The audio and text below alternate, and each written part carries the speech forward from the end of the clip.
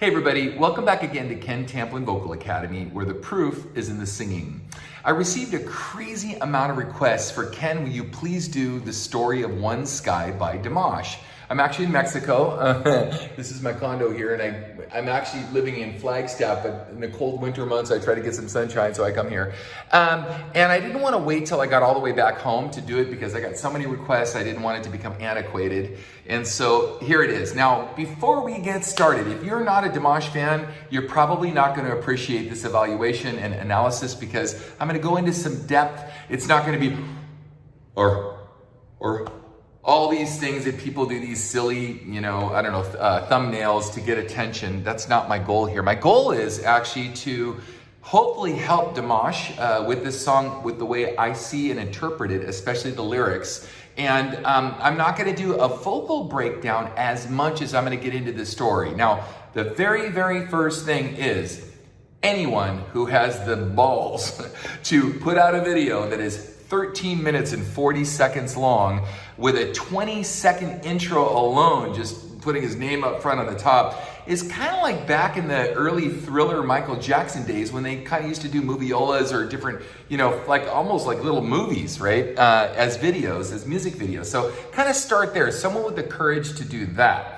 The second thing is cinematography and all that stuff is really, really cool. By the way, I have a degree at UCLA. I had a film degree there. So I really have an eye for good film and television production and all the photography stuff that goes along with that. But I also want to say that anyone with the courage to do what he's doing as far as the storyline is extraordinary. Now, for you big Dimash fans, don't hate on me when you ask me my opinion of something, if it's not always 1,000% positive, Dimash. I'm not here to worship Dimash. I'm here to actually encourage and say, I think he's super awesome. But I also want to help with the non-English speaking world and the English speaking world with some of the lyrics and things that are a bit incoherent for me as a native English speaker. So that's very, very important. So as we get started, again, if you're not a Dimash fan, you may not like this breakdown. If you are, I think you will really like it. So I'm going to get started. The very first opening scene, as you guys know, I'm going to play it.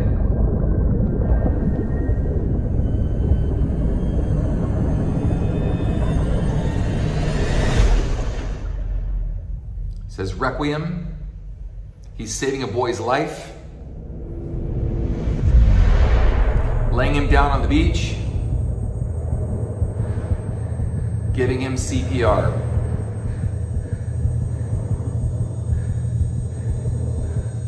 Very dramatic. Not sure how he knew how to do that, but nonetheless.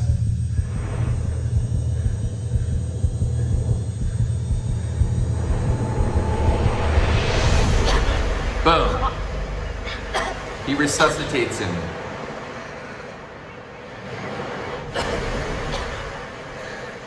Okay, I'm going to break this down for you guys, so hang in there with me because I want to go through all the symbolism and all the detail of what I believe that Dimash is after in this and his team. The first thing is the sanctity of life, meaning that every life is important, and I believe the story of One Sky, let's just talk about that, what that means. Now, it means that everybody under the sun, the story of One Sky. Now, where have we seen this before? Well, we've seen this in the Bible, and actually there's some references in the Quran, and I know he's going to reference this later. Now, I did a one-pass take on this where I jotted down initial feelings and notes of this because I wanted to get my initial impression. So my true, genuine vocal coach reacts to kind of thing. Then I did a second pass and a third pass, and I actually had to even go through manually and extract the lyrics and put it on a lyric sheet so that I could go through those lyrics with you guys.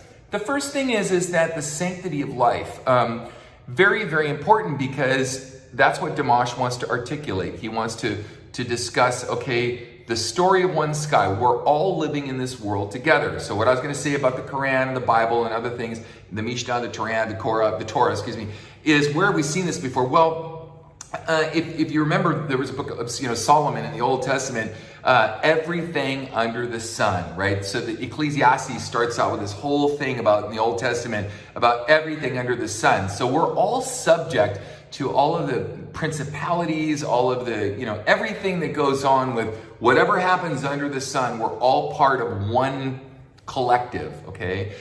So I want to say that I believe that's what he's trying to communicate here. Now you have three characters at the beginning.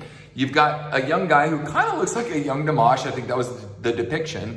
Then you've got an older boy saving his life and a girl. Okay, so I don't want to get into any more detail, man. This is hang in there. It's going to be a little long on this. We're going to take some time with this because I think this is deserving of it. And Dimash certainly thought so because he did 13 minutes and 40 seconds. And most people can't even watch a 2-minute video these days. So let's continue. He's grateful. Goes to black. Story of one sky. Okay, here we go. That was the opening scene. The boy's walking with the girl. He's got his arm around him. Okay, they're frolicking and playing together. We see that. We get some credits here going underneath. He's happy to be alive.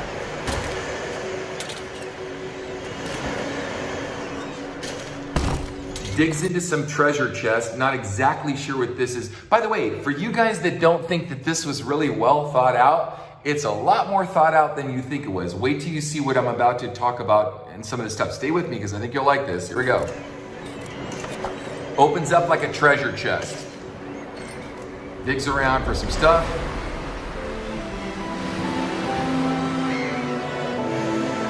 Looks at this object. He finds a symbol of something that he wants to represent him. Okay, now this is important too because you're gonna find here that this symbol goes throughout the video. I don't know if you've been watching or really paid close attention, maybe you did. They're really careful to show it to you throughout the video. And then you have the older boy playing with the girl. Now, let's call the younger guy Dimash, okay? Because that's how he's depicted later in this scene. I believe the older boy becomes the general of this army, and the girl that's involved in here, she kind of appears apparitionally throughout the video. So let's continue. So the boy's playing with the girl.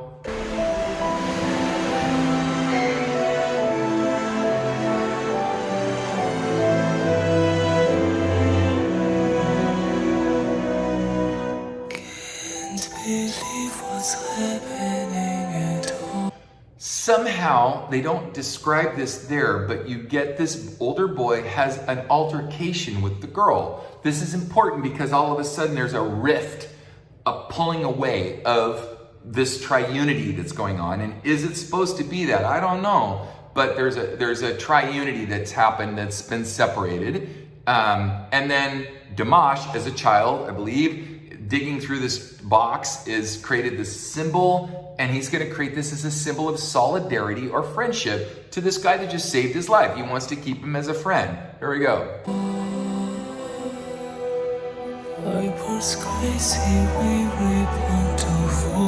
And now, I have to get into the lyrics. Sorry about this, folks, but this is going to take a minute. We have this symbolism as a necklace, and you're going to see it throughout the video. The very first sentence is, can't believe what's happening at all. Piper's crazy, we're bound to fall. Now, for those of you that do or don't know, I believe he's referring to the Pied Piper of Hamelin. For those of you that don't know, also, I was a history major at UCLA. It was my two majors, or two subjects of interest, I should say. One was film and TV, so I was a benefactor of that for recognizing good cinematography, but then also history. So I'm going to read you some of the Pied Piper of Hamelin. It's important because the piper is referred to multiple times throughout the song. So Hamelin is a little character. It's a legend of a town called Hamelin. It's the lower part of Saxony, Germany. And the legend dates back to the Middle Ages. The earliest reference is describing a piper dressed in a multicolored, or like a pied-colored outfit, who was a rat catcher hired by the town to lure rats away with his magic pipe. Now, this became synonymous, or maybe a metaphor, sort of, so to speak, of somebody that could lure people away to do things, usually something that was not so good, okay? Now, we get this immediate thing that happens in the lyric. For those of you that don't know, you're gonna know right now, because this is what I believe Dimash and his lyricist. Now, there's a lyricist apparently that wrote these lyrics, and I want to get into this because I want to deconstruct this for people that speak English that would look at this and go, this is nonsensical, it's incoherent and makes no sense to me. Maybe, but maybe not, because it's universal and other people would understand the symbolism. And much like Italian opera, a lot of people that go to the opera, we've said this many times, they don't really know, they've memorized the storylines, so when the opera goes by them, they already know what's happening. But the opera itself can tell a story in such a way, or the visuals of this can tell a story in such a way that you almost kind of don't really need the lyric. I mean, you really, true story. So they've combined both. But I want to break down the lyric for people in the English language, if they're so apt to make fun of him or whatever, to dispel that and get through this stuff. So anyway, so you have this multicolored, the Pied Piper of Hamelin. He was a rat catcher hired by the townspeople, actually the mayor, the governor of the town. And when the citizens refuse to pay, or the mayor refuses to pay for his services, for luring the rats away, as they promised that they would, then he turns his power, his magical flute power, on them while they're at church on one Sunday morning. Again, this is Saxony, Germany, in the southern part of Germany, to lure the children away to another destination as vengeance, so to speak. And so then as the story goes, you don't need to know all the story, but long story short is there was apparently only 3 children that couldn't go with the piper. One was a child that was lame, one was a child that was blind, and one was a child that was deaf. So one couldn't hear it, one couldn't go because they were lame, and so you get this story of the 3 kids, so to speak, and then all the rest of the kids, like 130 kids or whatever it was, went off with the piper. Supposedly he lured them off of a cliff the same way he did the rats, and they drowned. Now there's multiple parts to the story. Now I want to make one more point of this as a history major. Some people say this story never happened. Maybe. But what's interesting about it is in around 1284, when this happened, in the town of Hamelin, which suffered a rat infestation, it's recorded, by the way, there was a church there, and someone did a stained glass mural, which was destroyed later, but there were a lot of pictures and drawings taken of this, and it depicted exactly what the story was about. This was within 100 years of the story. So you can't tell me that it didn't actually happen if it was so closely related within 1 generation or 2 generations of the people that actually lived there and encountered the event. I don't know how it happened. I don't know how extraordinary or miraculous it was, but something happened, even to the extent that to this very, very day that you're not allowed to have any kind of music on Koppelberg Hill, which is the hill, Koppelberg is where they fell off the hill, where he drowned them. But the street, I'm trying to remember the name of the street, it's I got it here, Bungelassenstrasse. So it means street without drums. And so to this very day, they won't allow anyone to play music, drums, nothing on the street because of this event. It's too etched in the mind of that community for something to not have happened. Anyway, so now I want to move on to the rest of the song. A lot of prelude to this, but it was worth it. Here we go. Pipers crazy were bound to fall. So Pied Piper of Hamelin. So now you have the backdrop of the beginning of the part of this where if you didn't know what the piper was. Now piper is usually synonymous now for public figures or particularly military leaders or government officials to some capacity. A president, a dictator, a tyrant, and so forth. That's the backdrop. Here we go.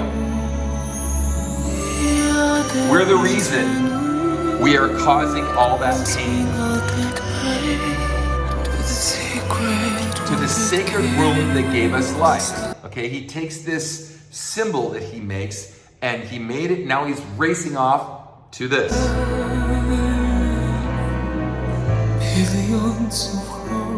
To give it to his friend that saved his life.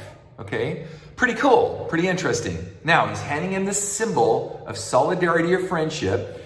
And he's saying, hey, let's be friends, let's commune together, and let's all be part of one world under the sky, the story of one sky. Okay?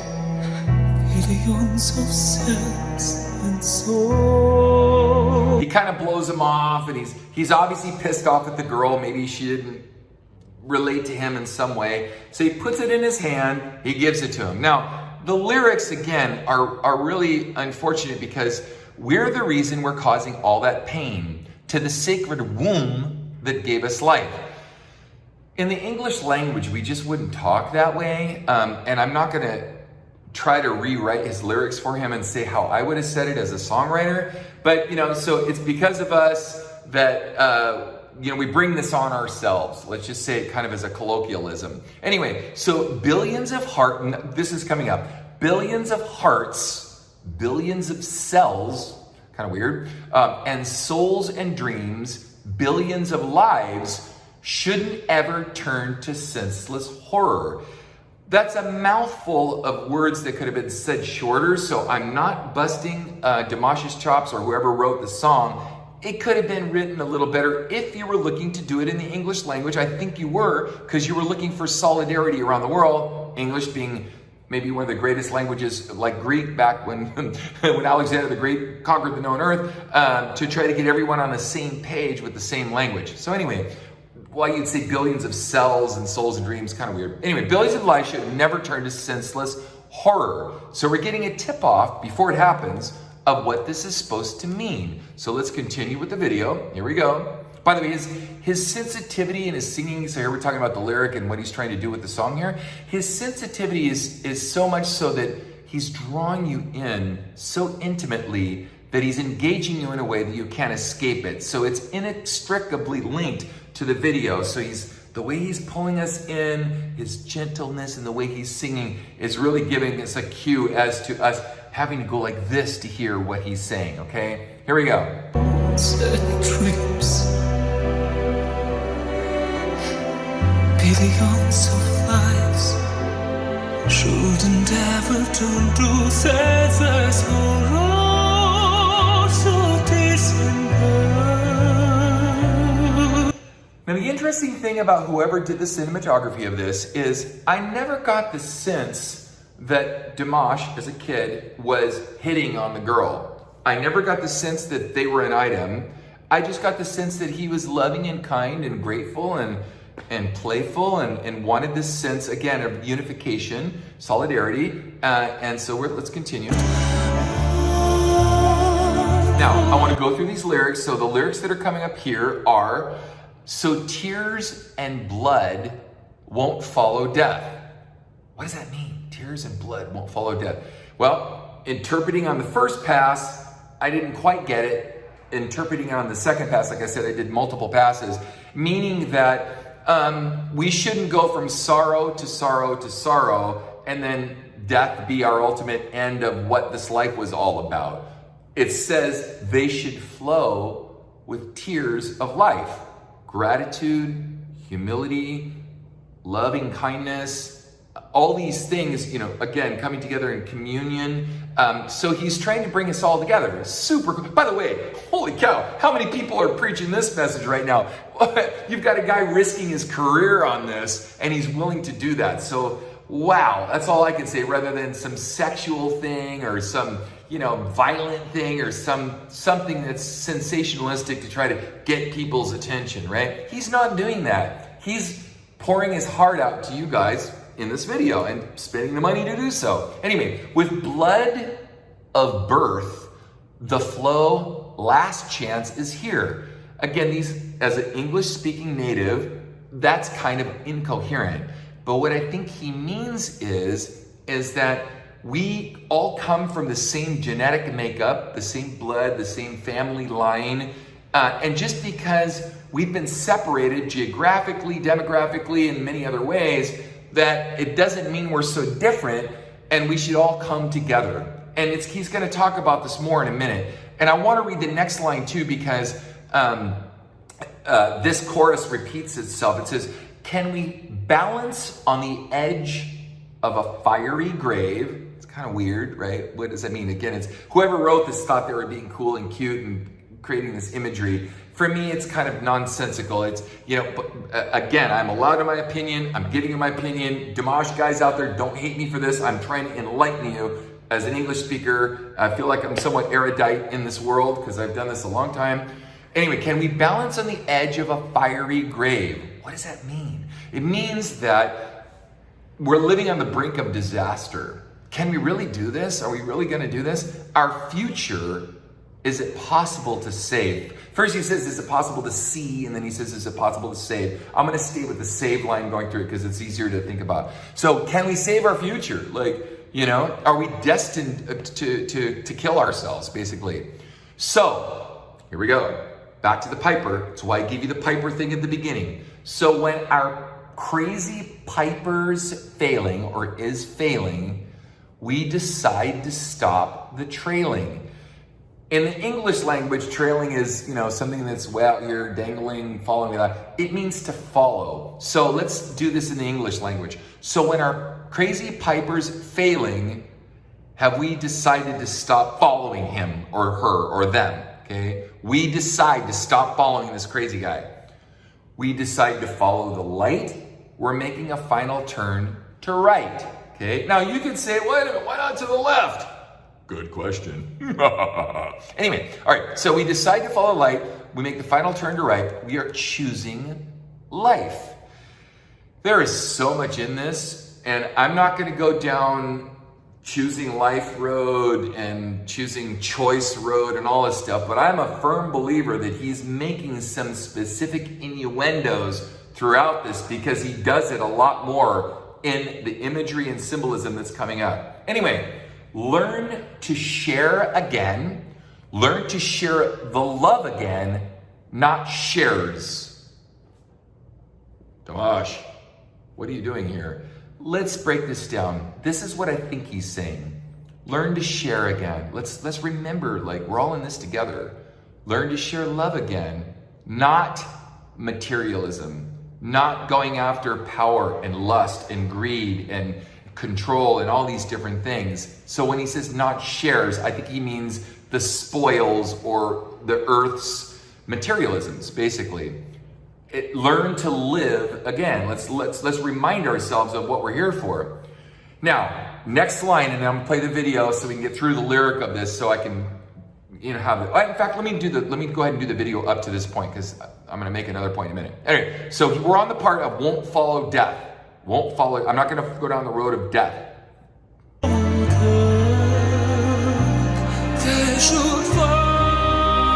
As a ruler, my task is to keep order and protect my country. But I don't deprive you of your freedom. Stop. Guys, what's going on in the world right now? Straight up. What's going on in the world right now? I don't deprive you of your freedom, but you better follow me, and if you don't follow me, there will be hell to pay. He is taking on exactly what's going on in the world. Now, I have to say this as a person analyzing this. He comes from an Eastern European culture, Russian culture, East Bloc, but you know, the Baltics and Indo-European culture. And I come from a Western culture. What I value in certain ways and what he values in certain ways may be different. And the way he was conditioned to see the world and the way I've been conditioned to see the world in the West might be very different. The one thing that brings us together is communication regarding love and solidarity and kindness and everyone coming together for one common cause to save mankind. Can't we all just get along, in the words of Rodney King? For those of you that don't know that, go look it up. I bring this up because he has a ruler in the background saying, and almost with German inflection, and he's going to prove this out later, so I'm not picking on Germans, it's just the way it is. And now, if your papers are in order, we will give you the peace and the comfort. You know, and so there's a lot of German World War II language in this, where, you know, I could go on and on and on about this, but that's what's going on here. So there's this dictator that's kind of like Hitler, and he's saying, you know, the way that we're going to win this is by bowing to me, and then I'll give you your freedoms. Well, that's exactly what's going on in the world, and Dimash has the guts to take this on, and no one else is doing this. So kudos, Dimash. Let's move on. Here we go. Open for me. and I want to give it to you. In other words, this ruler says, I have accumulated all this, and I will give it to you if you follow me.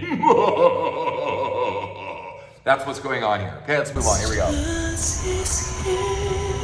Last chance is here.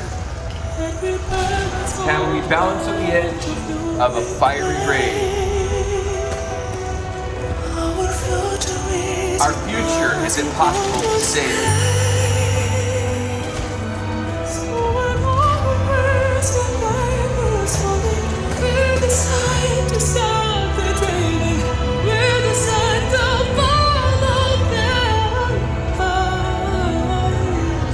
Now, here's where I have to stop for a second. We see Dimash, older, or this character, engaged in war. And the war is, let's call it the rebellion against one world government. Let's call it what it is, because that's kind of what he's discussing.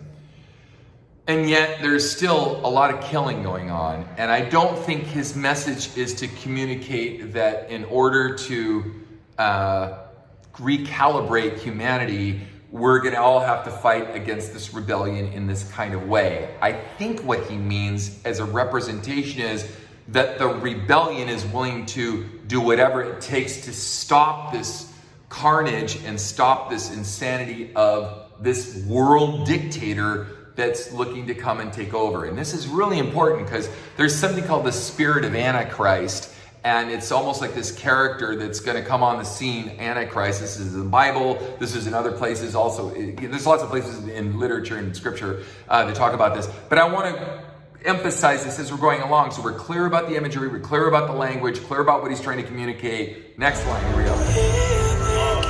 We're making a final right, turn right. You must be strong to accept freedom. You must be strong, and now you must use force. And now, war is the answer. Right, that's this dialogue that's going on in the background. United, we will enter every city. We will lead everyone. Says, we will be united. We will do this. This is this creepy, demonic, evil world dictator using these terms to try to get people, on the same page with him to commit these atrocities. And Dimash is exposing that here in the video. Who is ready to start a new life? Anyone who resists will not fight. Anyone who resists and does not fight will die. Next to us. War is the way to unite. War is the way to unite the world. Now, you have the symbolism of this necklace that Dimash, or the early kid in the video, created early on, right? Dimash is wearing it, or this figure is wearing it, the girl is wearing it, whatever, they hold on to it, they're making sure you understand it. And this world dictator also has this as his symbol. My belief, or my understanding is that this was the older kid in the video, okay? And he's risen to power, and the very kid that saved his life when he was younger has taken a different path. This is very, very important. He's really wanting to communicate all this stuff to us guys, okay? So if you're wanting to be a Dimash fan, you want someone, to read the Dimash Bible, so to speak, and interpret this for you, this is kind of what I believe is going on. So this young kid grows up, becomes a world dictator, he's gonna take over the world, and he uses this symbol, this necklace, as his moniker, and then we see it throughout the video. Here we go. People. There's the Hitler thing. Learn to share again. Learn to share again the love, not shares, or not materialism, not things. Now this scene of him going through here is a very famous scene from a movie. They just represented it in a different way. It was back from a Hitler movie. If you've seen the movie where he's dominating planet Earth and he's pointing out all of the points of, conquest. Okay, so here we go. Learn to live again.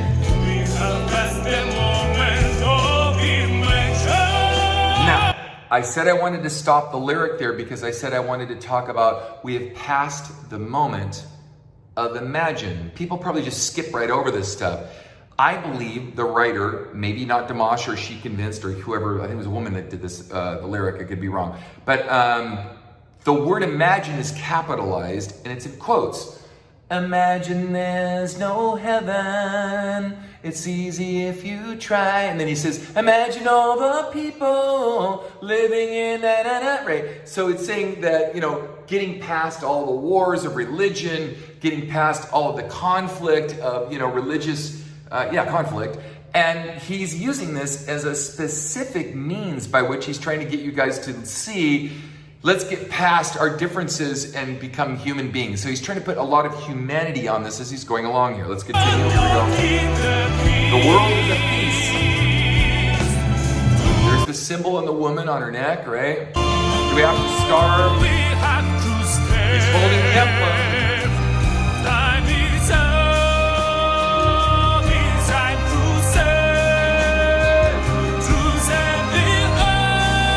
Cool. Let's go back to the lyrics now because this is important. All right, so we passed the point of Imagine, the world is the feast. In other words, we have all this amazingness, and we don't need to everyone try to have world domination to take it away and have the elite group of people take it from us. We should all share in this together. Do we have to starve? But the time is up. It's time to save the earth. The earth, here, this is the last chance. Can we balance on the edge of the fiery grave? Our future, is it possible to save? So when the Pied Piper of Hamelin is failing, we stop trailing. We decide to follow the light. Here's the last chance. Can we balance on the edge of a fiery grave? And he repeats the chorus again. We made the final turn from wrong to right, just our final turn, blah, blah, blah. Okay, now, we're going to go on. We're choosing life. And then we get some more symbolism at the end of the video. And I'm sorry that this is a longer video of mine, but it's necessary because it's a 14-minute song. I'm trying to do narrative here.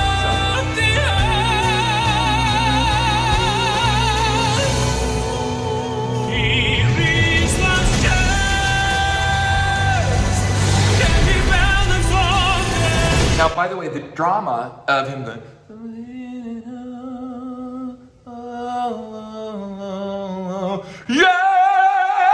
he's just all of a sudden, the drama and the dynamics of going from being so mezzo piano to mezzo forte and back. He's really trying to drive home, his emotion of the song. So once again, if he had no lyric here at all, and all you did was see the video and hear the music of him singing, you would get what he's saying, just like Italian opera, okay? A very important point of this, all of this is imagery and symbolism, so let's go on.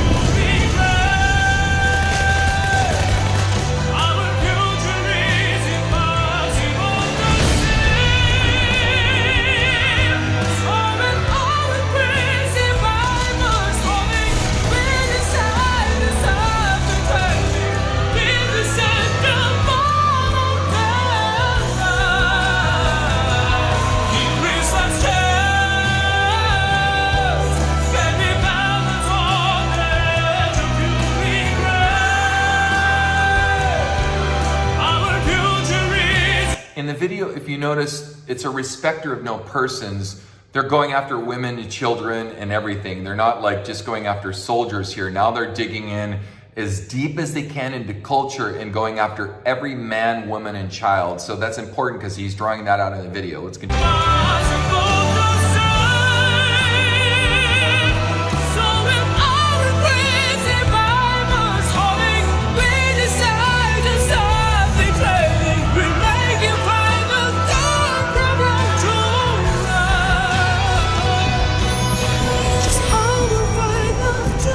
Here's the point where conquest meets innocence, and the individual has to make a choice. This is very, very important. Now, you probably instinctively knew this when you're watching it, but you didn't know how to articulate it in your heart and mind and connect the dots. So when the little girl comes up with the doll, the soldier has to make a decision. This is pure innocence. What have I become? What animal have I become that in the name of, us all getting our rights, what am I following this piper over here that's telling me to do these horrible, horrific things to humanity when you see such sweet innocence and all of a sudden I'm going to kill her in the name of saving the world. Okay, so let's continue.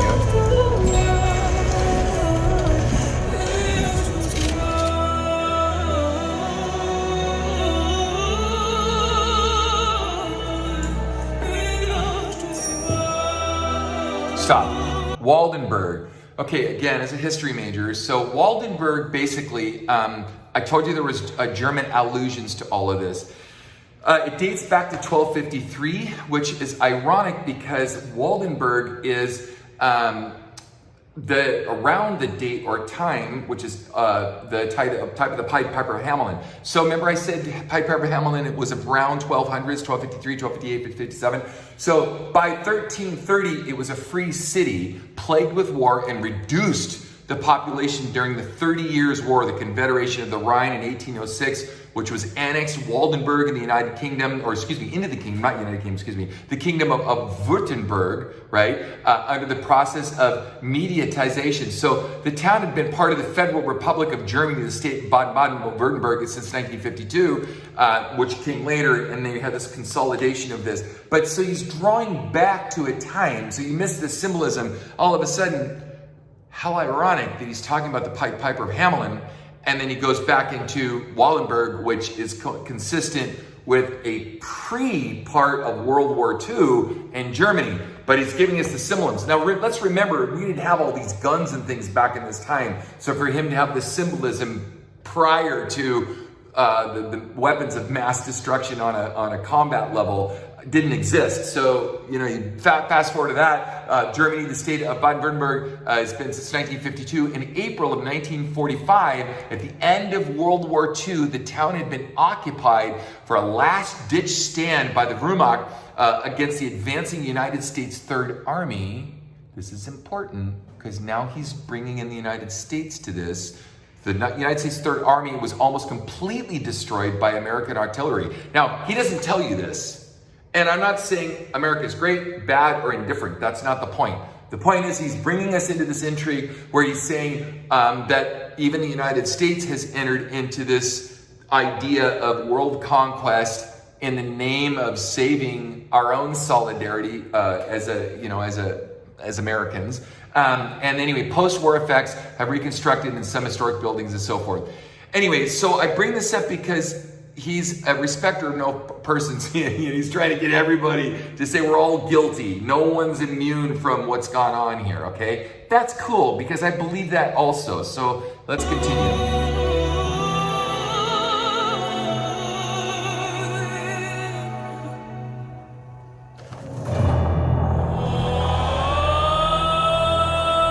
Now we have this march of all these people, and they're going to break it down in a minute. You guys probably just cursorily went over this and said, oh wow, all these people, it's everyone trying to get to good or to the light, as he puts it in the video. No, he's very specific about the people groups that he chooses. I'm going to go through them now, and then he does these really cool Middle Eastern sort of harmonic minor, melodic minor scales that he sings.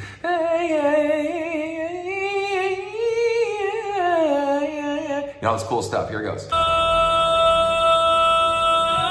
First guy that appears, he looks very Middle Eastern, probably Turkish kind of looking. Here we go. Second guy almost looks like Jesus Christ with his staff as he's going towards it, but he's certainly not as Middle Eastern, long hair, almost on the Caucasian side. Here we go.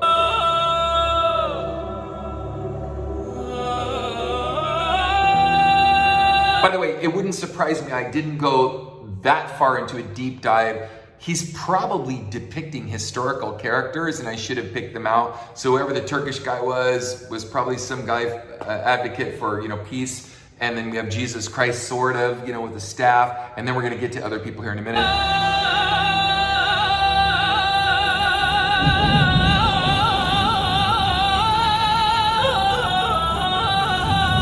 You have Dimash looking over the carnage again, the death and everything, and he's, freaking out.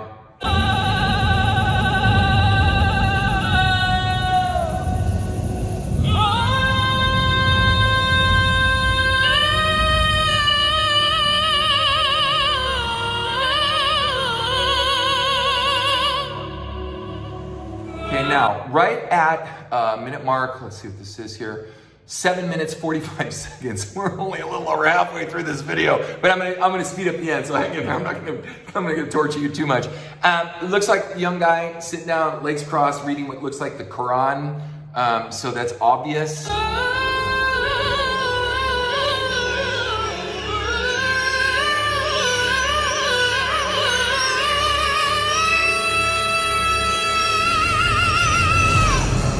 A woman coming down with a bowl, a bowl of water to another woman that's laying there with her legs open like this, who's obviously giving birth or ready to give birth. You don't know that initially until you find out what happens in a minute. So it's saying that the circle of life or regeneration of life coming back. Here we go.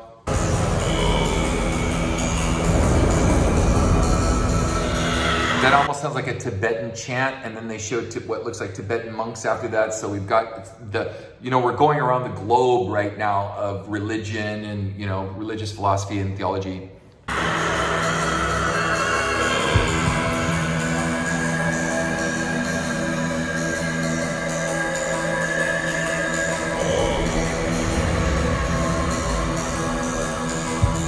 It's obvious that he's depicting the sacrifice of those that have gone towards what I think is those striving towards peace and light and, again, communion, world communion, solidarity.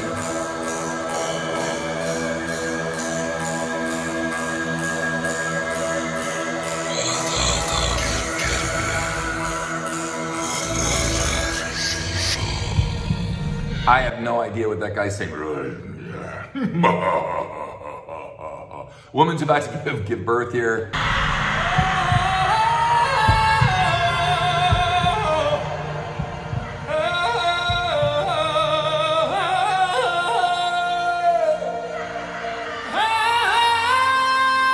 So Dimash is seeing the little girl that they obviously killed, that I said, at what point in your warped mind did you cross that line where you went from saying you're going to save innocence and save the sanctity of life to taking it away from a child? Dimash sees it, picks up the little girl, he's screaming, while this woman simultaneously is giving life, maybe to someone like the little girl here, and he's juxtaposing the two, or he's contrasting the two right now.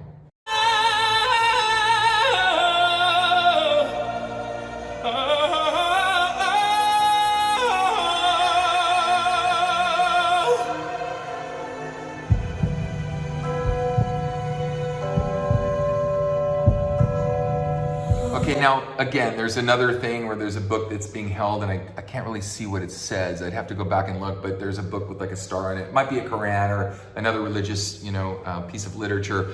But anyways, he's walking along. Now, I think that what Dimash is doing is he's setting us up for what would you do? What would you do if you saw that this evil entity, Darth Vader is coming in, or the Antichrist, or some figure's coming in, he's killing everybody, and you've got to fight back. You've got to protect your loved ones and the innocence and some kind of morality in some sense. And so you resort to the only thing that you know, which is conflict of coming back with force, or, in this case, war and, so forth. So like no one is free from the guilt of this. Everyone has blood-stained hands. And I believe that that's what he's trying to say, and he's trying to take it a step farther and having us see beyond that and doing something that is not so war-ridden or so, war-ridden. So anyway, let's continue. Here we go.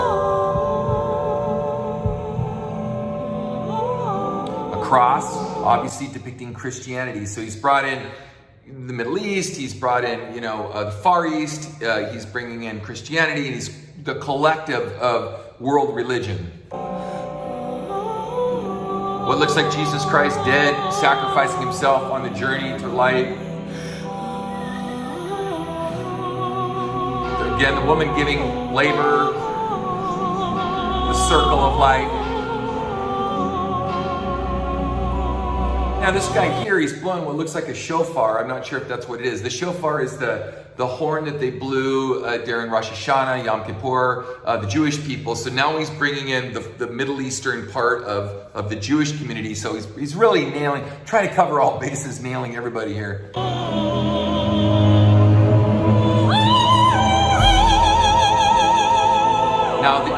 again, is a symbol, kind of like, do you remember in Gladiator? You guys ever see that movie where, you know, Russell Crowe's always grabbing the ground and just sort of feeling it? That's the only movie that ever made me feel sorry for the Roman Empire. You have this, you know, Titus Vespasian and all these guys that were murdering the wholesale slaughter of millions of people for conquest, and you're starting to feel sorry for the armies of the commander of the north just because they put some flesh and blood on him and make him look like he's a good guy. He wasn't a good guy, by the way. Anyways, they got this earth, they're grabbing it, they're holding it in their hand. Here we go.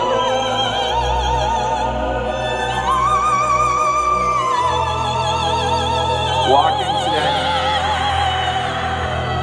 By the way, there's no coincidence either that they have all the candles in the background. You know, everything is light, everything is, you know, she's giving birth, she's screaming now. Dimash is crying, he's screaming.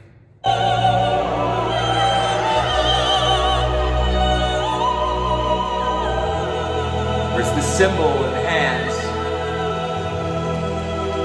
There's the dictator with the symbol in his hands. Now, is he looking back in regret or almost in remembering and reflecting on the union that he had with Dimash or another world ago of a relationship, of something that made him human, because he's no longer human here. He's done what he's done in the name of conquest, right? And world domination. So he's grasping this thing, and then you have Dimash coming in here in a minute.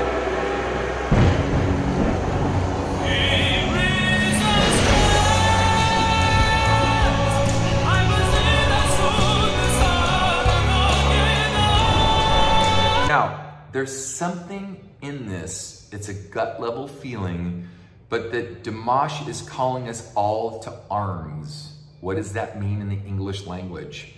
Well, for fear of getting him in trouble, trying to awaken us all to say, guys, we need to do something now, because if we don't, we will be, as he says, Piper leads us to the slaughter long enough, and we need to stop this. Is he advocating a call to arms at a world level? I'm not sure, but he certainly is at a Gandhi kind of level, at least to standing up to, you know, the powers that be that could or are doing this and are going to continue to do this at a level like we've never seen before. And so it's a presage, which means a dangerous warning of things to come. So here we go.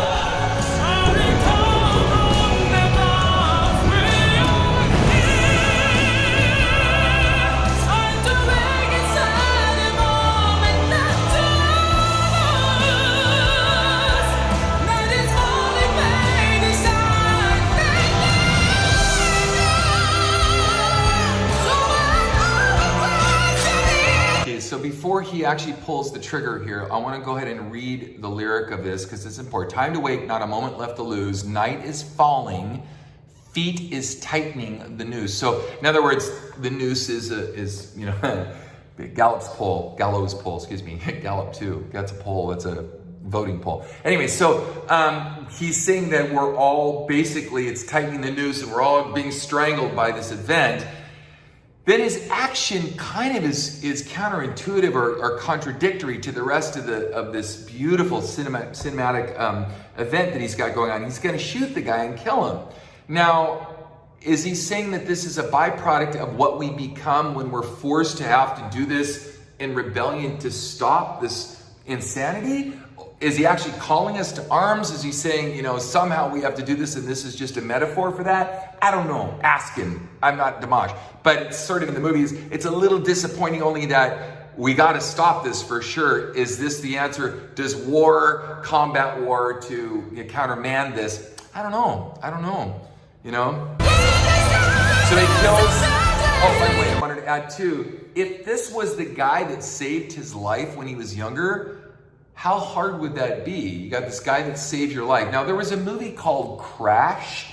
I don't know if you guys get a chance to see the movie. Very provocative movie about, you know, good guys doing bad things and bad guys doing good things. It was a sort of weird amalgamation or, you know, conglomeration of these different, you know, weaving in these storylines of good cops doing bad things or bad cops doing good things or the same cop doing something bad and good. And it was interesting through the movie, so it's kind of like what's going on here in my heart and mind, the way I'm seeing this. So now they kill him. So he sacrifices himself after killing the big bad guy, which is kind of the Hitler of the movie. Now he goes back into the water as the whole movie scene started. He's back as the same kid, older, you know, sort of like, again, just an apparition, not apparition, but a reincarnation, let's call it, for lack of a better term. Here we go.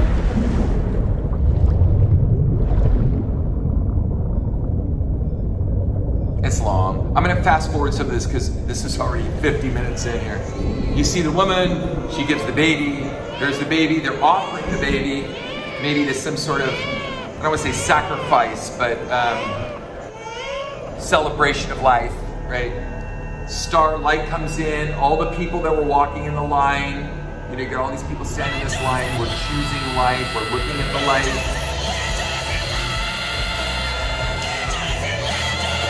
And he's bringing back the reflection of how when this all started. Now, it's interesting, I travel the world a lot, and when I see kids play in the sand, they don't care if their friend is black or white or some other culture or color.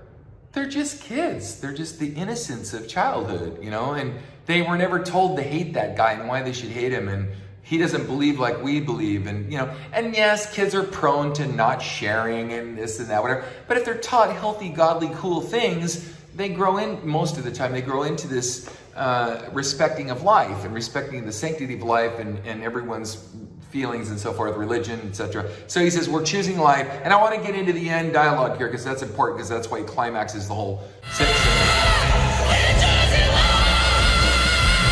It says, he's got his metal scream going on there. I think that's what he's doing there too. He's adding that component. Here we go.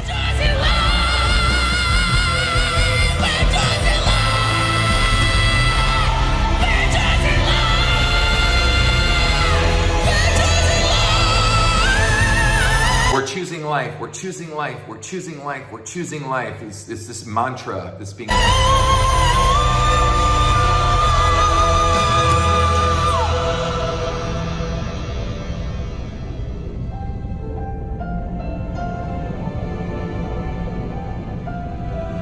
Okay, I want to go to the end because, again, the videos run a little long, and we see here where the dead ruler's on his back, and they have a display of this. I'll start there. Soldiers are looking over his dead body. New baby's being born with this little emblem on him, right? A mark. I want to call it a mark. Is it 666? No, but I'm just saying, is it some kind of identifying stigmatized mark? Here we go. So Dimash kind of turns into this monk at the end, and you know, he's obviously, you know, doing his thing of leading the pack of what's gone on. Now, I want to read the end dialogue thing because, again, I'm trying to interpret the incoherency of some of this, So here's what the statement at the end of the video says. Quote, understanding the widespread promotion of a culture of tolerance, acceptance of others, and of living together peacefully would contribute significantly. I have to stop there. This is where Dimash loses me, okay? Because he's espousing, or this person is espousing, their own dogma of what they believe is the answer. So I'm gonna give you my opinion. You stayed with me 54 minutes up to this point, or whatever it is. Let's read it together. Understanding and the widespread promotion of a culture of tolerance, acceptance of others, and living together peacefully would contribute significantly to reducing many economic, social, political, environmental problems that weigh so heavily on a large part of humanity. This to me is sort of the guy that came in at the end of the video and says, Dimash, you're getting a little too heavy We need to bring some closure here. We need to unite everybody, and we need to have a unification or a statement of solidarity. Let me be clear about this. It is not our economic or our social or our political and or environmental problems that weigh so heavily on the large part of humanity. It's an affair of the heart. It's not our economics. Now, everything here that's listed is from the outside within. Our economic, something happens to it economically, something happens to us socially, something that happens to us politically, something environmentally, something happens. All these things that weigh on us create us and make us the awful people that we can become. That is not true. I do not believe this statement. I don't care if you're a Dimash lover. Let's go back and revisit this in a different way. The whole entire video was not about this. The whole entire video was about the heart, communication with God. I'm a Christian, so for me, it's Jesus Christ is my personal Lord and Savior. He has come into my heart, mind, and life, and I want to represent him well, and be an ambassador of love and kindness and patience and generosity and those things. So it's an affair of the heart. It's the other way. It's from the inside out. And if we have this heart for God and a heart for our human fellow mankind, then our heart of purity and love and sincerity and honesty and those things, we're not going to be perfect. No one's perfect. But if we strive for those things, these other things will happen automatically.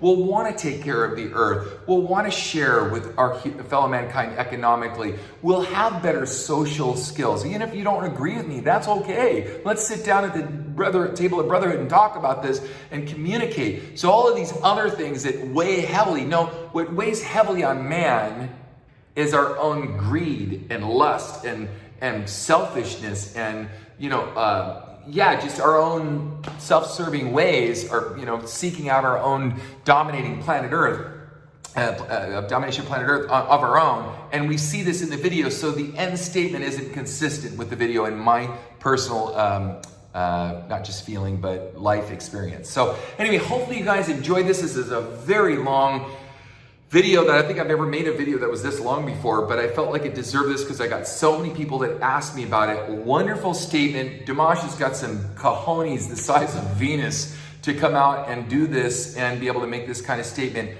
I wanted to be able to explain it in terms people could understand so that you all could benefit from it in a way that would be coherent and make sense, okay? Hopefully you benefit from this. All you Dimash fans out there, hopefully you did as well. And I'm open to debate. If I said something you disagree with, fire away. I'm not going to delete your comments. You're welcome to your opinion. God bless all you guys, and until next time, peace out. Please let's change.